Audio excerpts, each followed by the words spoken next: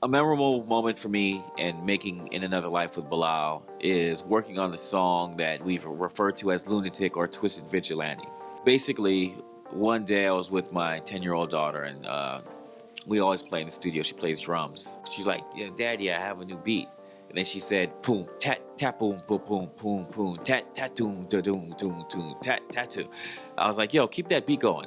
And she was like, doom, tat, tat, too. And then I picked up my bass, and I was like, boom, boom, boom, boom, boom, boom, doom, doom, doom, boom, boom, boom, boom, boom. I was like, yo, this is kind of dope.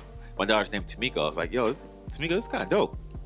She kept the drums going. I said, you know, it'd be hella ill if, for Bilal, because he was coming in the next day, if we could make a song that's like a punk song meets Roy Ayers jazz type stuff, you know, meets just Bilal. That night, I recorded the drums and I kind of changed them a little bit. I went boom, tat, tat, tat, boom, tat, tat, tat, tat, tat, tat, tat, tat, tat, tat, tat, and then record the bass and just try to make this whole electronic punk jazz funk song for Bilal to take to the next level. So when Bilal came to the studio the next day and heard it, he was like, yo, this is crazy. So every day when he would hear these new beats, because basically how I work is, if I'm working with an artist, every day that they come, I have something new ready for them. Because we spend time together, I see, I try to expand upon their strong points, expand upon my strong points by trying to determine what would make my artist better. So, because Bilal has no boundaries with his vocals, I was like, if we create something really out there, I know he could get out there even more.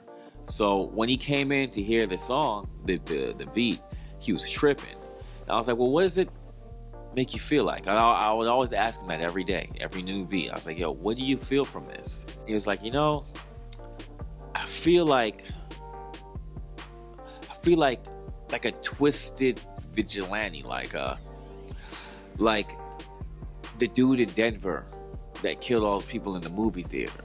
I was like, wow, that's kind of ill. He was like, let's make a song from that perspective. I was like, let's go for it. So if you listen to the words, he's actually talking about that shooter in Denver. He's saying, why is everybody running? I just want to dance. As if the shooter thought he was doing something that kind of made sense, but he's a twisted vigilante. What he's doing doesn't really make too much sense. But the same thing with the beat. It didn't really make too much sense until you understood the concept of what we're trying to create. And that's just one of my memorable moments from In Another Life with Bilal.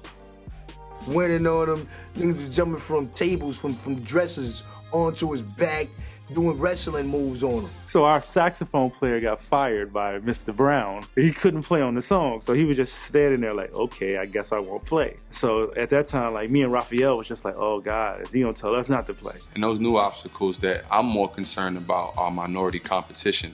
Less about being oppressed by the majority and more about minorities having conflict within themselves. We've been just recording and filming our journey because I was always just a filmaholic. I was always just film, which now I'm glad I've been doing it because we have hundreds of tapes.